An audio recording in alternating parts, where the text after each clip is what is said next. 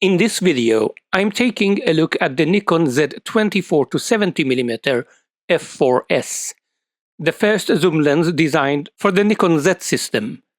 Zoom lenses are all about convenience and versatility, and this one is often bundled as a kit lens with various Z series cameras. But does it fit the mold of a typical kit lens? Or does the S designation reserved for Nikon's high-end lenses, along with its $1,000 price tag, put it in a different league? Let's take a closer look. I tested this lens on a 46-megapixel Nikon Z7 II. Sample images were taken with a Nikon Z6. You can see this review as a text-based blog post on our blog site, where you'll find detailed test charts on sharpness and other characteristics, and most of the sample images in high resolution on a separate site. I leave links to the blog post and sample image sites in the description below. I bought this lens with my own money, no sponsorship, no freebies, just my honest thoughts, as always. Here are the specifications of this lens. You can pause the video to take a closer look or check out our blog post for a more detailed overview.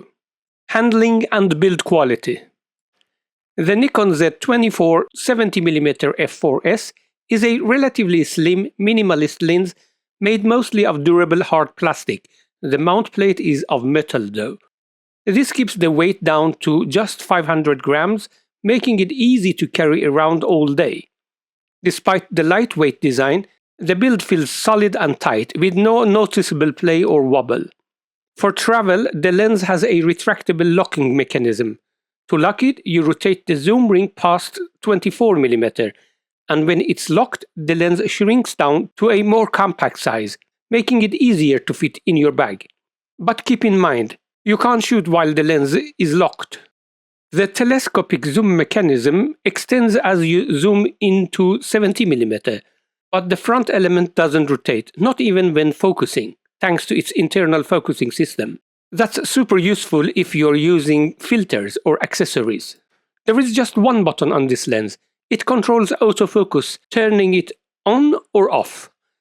The zoom ring is fairly large, while the focusing ring is thin. The focus ring can be customized to control manual focus, aperture, exposure compensation, or ISO sensitivity, or you can disable it altogether. And if you set it to aperture control, it operates clicklessly, making smooth adjustments perfect for video. Autofocus on this lens is powered by a stepping motor, so it's quiet, fast, and accurate. It uses focus by wire, which means the focus throw depends on how fast you turn the focus ring when focusing manually. And when you turn the camera off and on, it forgets the last focus distance. Unfortunately, unlike most Nikon S-line lenses, this one doesn't support linear focus ring rotation for manual focusing, and it won't retain the last focus position after powering the camera back on. This lens can focus as close as 0.3 meters, giving you a 1 to 3.33 magnification at 70mm. And if you switch to manual focus, you can get even closer. Pretty impressive for a non-macro lens. Now, there is no built-in vibration reduction, so you'll have to rely on in-body stabilization if your camera has it. But the lens is well weather sealed, with 6 rubber gaskets protecting key areas, including the front element, rear element, zoom and focus rings, and the telescopic barrel. There is even an extra seal under the AM switch, keeping all moving parts protected. Besides the front and rear locks, a sturdy petal-shaped lens hood is included in the box. Optical features. For the infinity sharpness test, we look at 3 areas of the image: center, mid-frame, and corner. At 24mm, center sharpness is phenomenal from f4 to f5.6, excellent at f8, and still very good at f11 and f16. Mid-frame sharpness is very good at f4, reaches excellent levels from f5.6 to f8, then drops back to very good at f11 and good at f16. Corner sharpness stays very good from f4 to f11, and it's good at f16. Peak performance is at f5.6. Overall, this lens delivers a very strong performance at 24mm, and it's perfectly usable up to f16 for landscapes. The sharpness pattern stays mostly the same across focal lengths.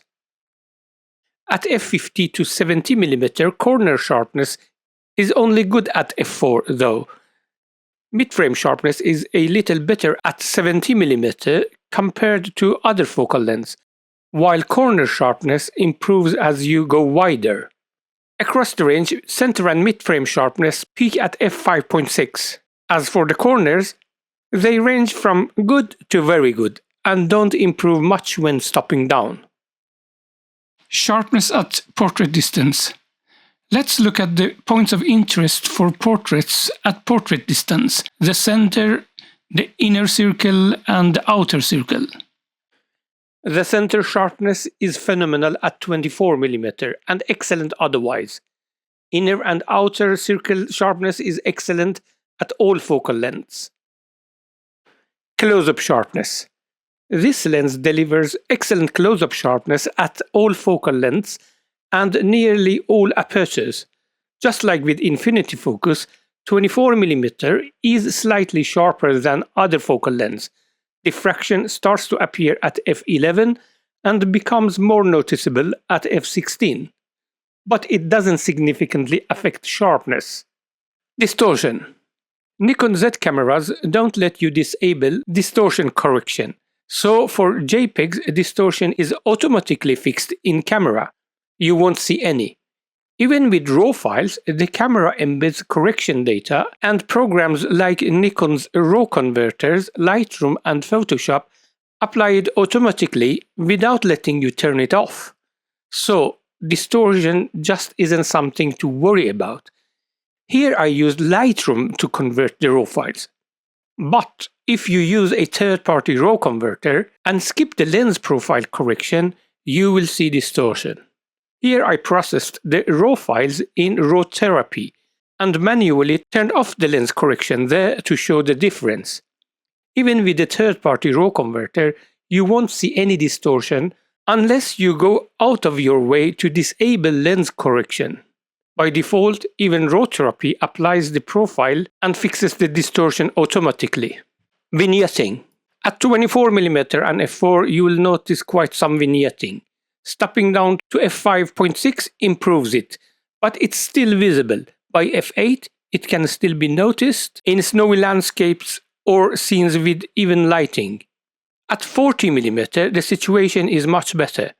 You might see some light falloff at f4 in scenes with uniform lighting, but at f5.6 and smaller apertures, it's negligible.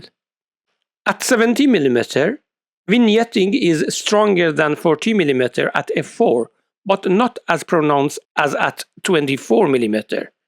From f5.6 onward, it becomes negligible. Focus shift and aberrations. The longitudinal chromatic aberration is well controlled as not much of it can be seen. The lateral chromatic aberration is also quite well in control, and you will not see much of the purple fringing either. Flare resistance. Nikon's Arneo coating plus nanocrystal coat, combined with the standard super integrated coating, which is on all Nikon lenses, do a decent job in controlling flare. In normal shooting, it's hard to get any. However, when I push it in stress tests, I can force some artifacts, but they are minimal. Overall, flare control is solid. Comma. Comma is not an issue with this lens as it's quite well controlled and at a negligible level at all focal lengths. Sun stars. This lens can produce sun stars, but they are not the best we have seen. However, at around f14 to f16, while they lack sharp definition, they are not too distracting either. In fact, they look a bit like the sunburst rays in pop art, or the way religious illumination is depicted in paintings, something you can definitely use creatively. Focus breathing. Excellent performance here, as the Nikkor Z 24-70mm f4s shows near zero focus breathing, something that makes video makers happy.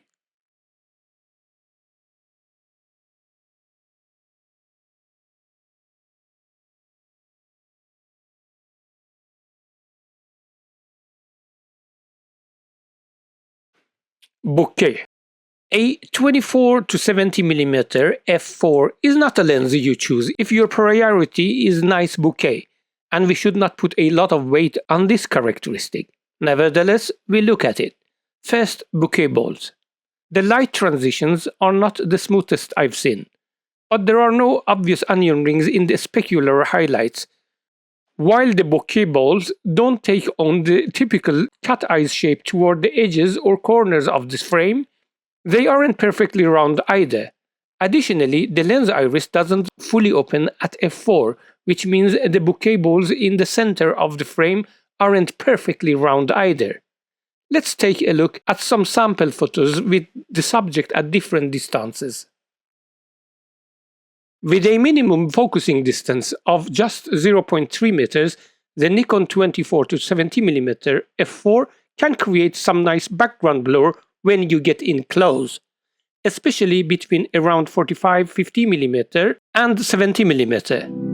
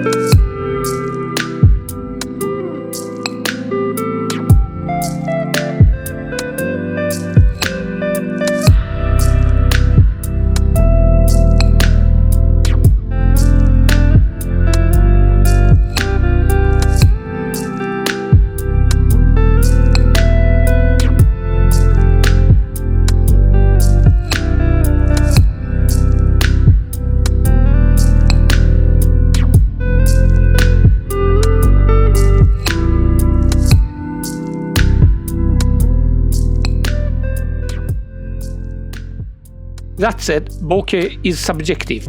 It's all about personal preference. This lens does a decent job at background separation, but to me, bokeh isn't its strongest characteristic, especially at medium to long distances. But that's just my opinion. Take a look at the sample shots in this section and throughout the video and see what you think. Conclusion and sample images. First, the things I like.